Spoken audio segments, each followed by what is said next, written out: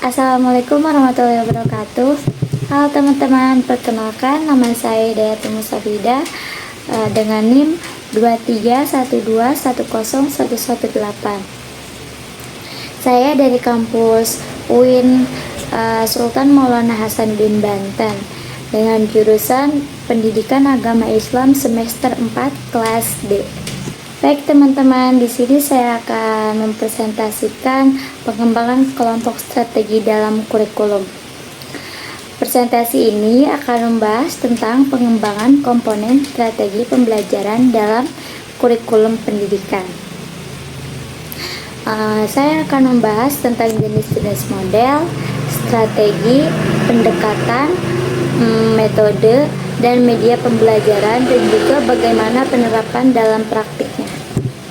Baik teman-teman, pertama saya akan membahas tentang model pembelajaran. Jadi model pembelajaran itu adalah kerangka atau pola umum yang digunakan dalam proses pembelajaran. Model ini memberikan gambaran tentang bagaimana sebuah pembelajaran akan dilakukan. Contoh model pembelajarannya itu model pembelajaran kooperatif. Siswa bekerja dalam kelompok untuk mencapai tujuan bersama. Contohnya, guru membagi siswa menjadi kelompok kecil, lalu mereka berdiskusi untuk menyelesaikan tugasnya. Yang kedua yaitu model pembelajaran berbasis proyek. Apa sih model pembelajaran berbasis proyek itu? Jadi siswa belajar dengan membuat proyek tertentu.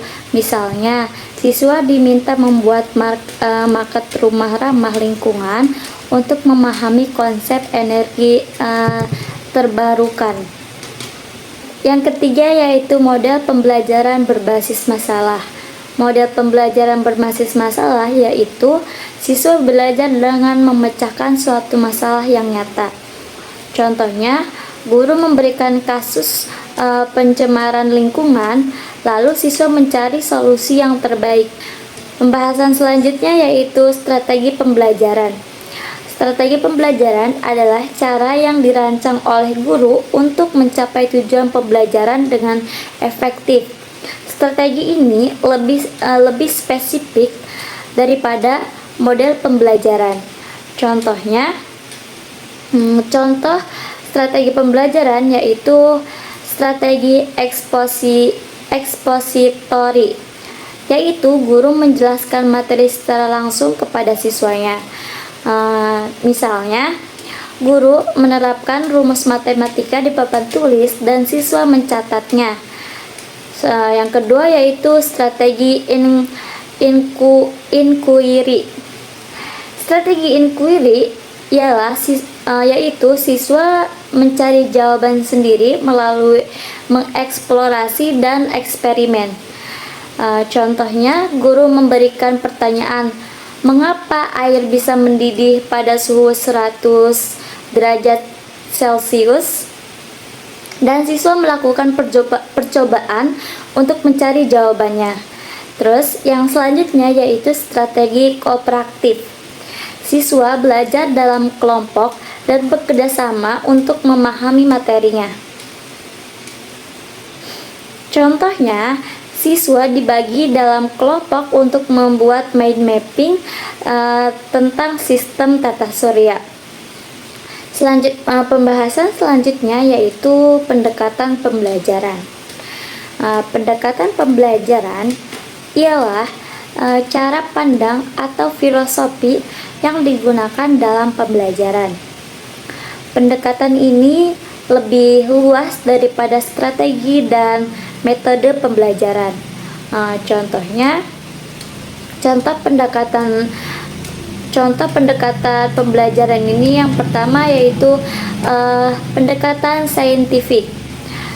Pembelajaran berbasis metode ilmiah atau mengamati, menanya, mencoba, menalar, dan mengkomunikasikannya. Misalnya, siswa melakukan eksperimen sains dengan mencatat hasil pengamatan dan menarik kesimpulannya. Pendekatan yang kedua yaitu pendekatan kontekstual. Pendekatan kontekstual ialah menghubungkan materi pelajaran dengan kehidupan sehari-hari. Misalnya, seorang guru mengajarkan konsep ekonomi dengan mengajak siswa mengunjungi pasar dan menganalisis harga barangnya. Selanjutnya yaitu pendekatan humanistik. Pendekatan humanistik ialah pembelajaran yang berpusat pada kebutuhan dan minat siswa. Baik teman-teman, selanjutnya kita akan membahas tentang metode pembelajaran. Metode pembelajaran ialah cara atau teknik yang digunakan oleh guru untuk menyampaikan materi kepada siswa. Contoh metode pembelajaran yang pertama yaitu ada metode ceramah. Jadi seorang guru menjelaskan materi secara lisan di depan kelas. Contohnya, seorang guru menjelaskan sejarah perjuangan kemerdekaan Indonesia di depan kelas. Yang kedua yaitu metode diskusi. Siswa berdiskusi untuk bertukar pendapat atau bertukar pikiran tentang suatu topik. Contohnya, siswa berdiskusi tentang dampak media sosial bagi remaja zaman sekarang. Yang ketiga yaitu metode demonstrasi, di mana guru menunjukkan suatu proses atau cara melakukan sesuatu. Contohnya, guru memperkenalkan cara melakukan percobaan kimia di laboratorium. Yang terakhir yaitu ada metode eksperimen. Siswa melakukan percobaan untuk membuktikan teori. Misalnya, seorang siswa menguji reaksi asam dan basa menggunakan kertas lakmus. Materi selanjutnya yaitu media pembelajaran. Media pembelajaran adalah alat atau bahan yang digunakan untuk membantu proses pembelajaran agar lebih menarik dan mudah dipahami. Contoh-contohnya yaitu contoh yang pertama media visual, yaitu gambar, diagram, atau video. Contohnya guru menggunakan video animasi atau untuk menjelaskan sistem pencernaan manusia. Sedangkan yang kedua yaitu media audio atau bisa disebut dengan rekam suara atau podcast. Misalnya, seorang guru memberikan rekaman wawancara tentang sejarah agar siswa dapat mendengar langsung dari narasumbernya. Selanjutnya yaitu ada media interaktif yang berupa aplikasi atau edukasi game atau game edukasi. Contohnya, siswa menggunakan aplikasi kuis interaktif untuk belajar bahasa Inggris. Dan yang terakhir yaitu media fisik yang berupa buku atau alat peraga. Misalnya, guru menggunakan model 3 dimensi jantung manusia untuk menjelaskan fungsinya. Strategi ini mencakup pendekatan teknik dan langkah-langkah tertentu yang disesuaikan dengan karakteristik peserta didik dan materi pembelajaran. Baik teman-teman, kemudian kita akan membahas tentang pengertian strategi pembelajaran.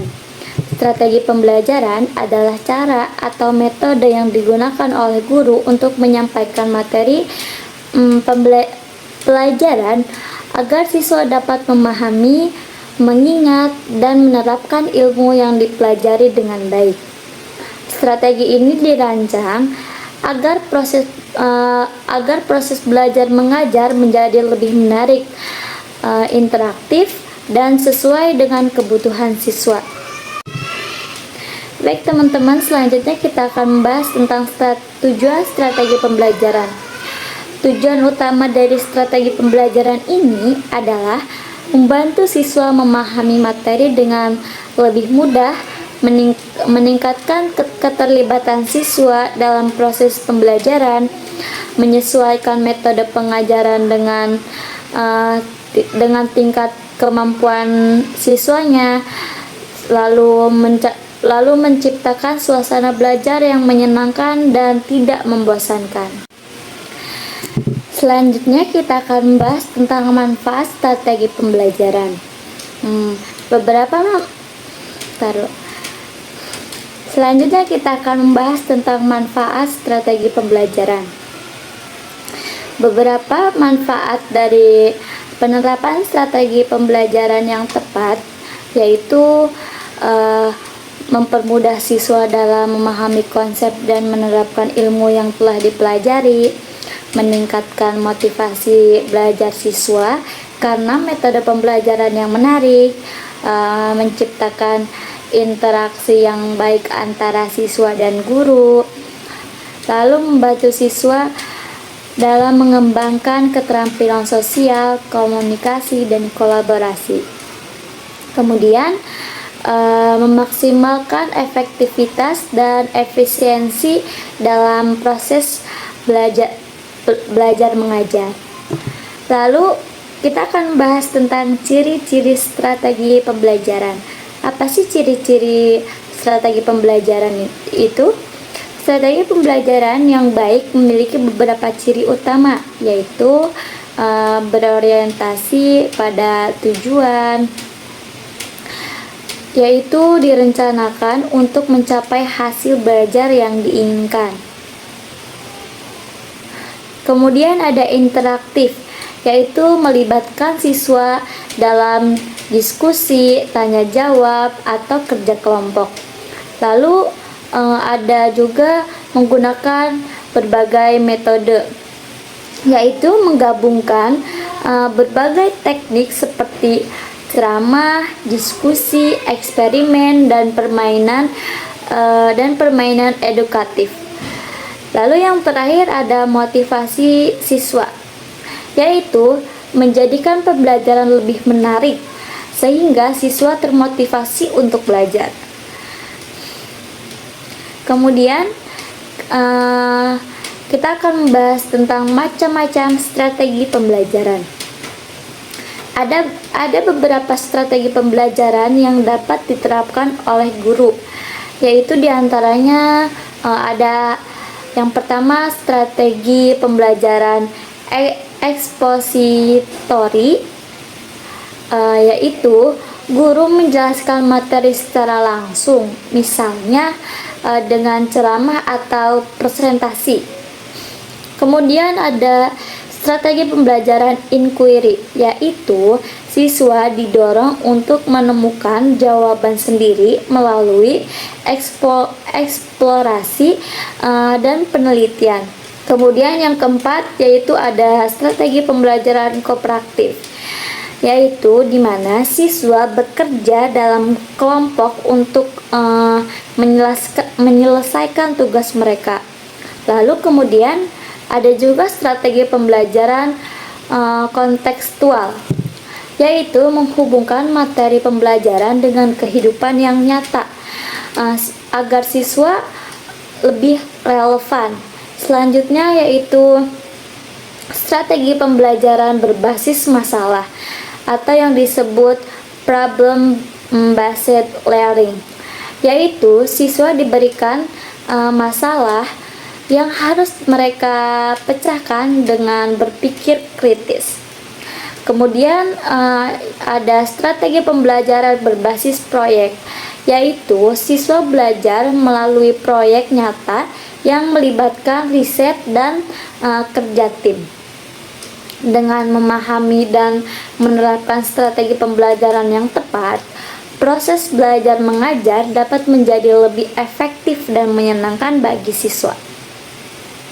Jadi teman-teman, kesimpulannya, media pembelajaran ialah pola umum dalam pembelajaran, sedangkan strategi pembelajaran adalah cara untuk mencapai tujuan pembelajaran. Lalu pendekatan pembelajaran adalah filosofi atau cara pandang dalam mengajar. Kemudian metode pembelajaran adalah teknik yang digunakan dalam pembelajaran. Lalu media pembelajaran adalah alat bantu yang digunakan agar pembelajaran lebih efektif. Dengan memahami perbedaan dan penerapan dari masing-masing konsep ini, guru dapat memilih cara terbaik untuk mengajarkan sehingga pembelajaran menjadi lebih efektif, menyenangkan, dan sesuai dengan kebutuhan siswanya. Kemudian strategi pembelajaran adalah rencana dan metode yang digunakan oleh pendidik untuk mencapai tujuan pembelajaran secara efektif dan efisien. Lalu ada fleksibel dan adaptif, yaitu dapat disesuaikan dengan kondisi siswa dan lingkungan belajarnya. Baik teman-teman, cukup sekian presentasi dari saya, kurang dan lebihnya mohon maaf. Wassalamualaikum warahmatullahi wabarakatuh.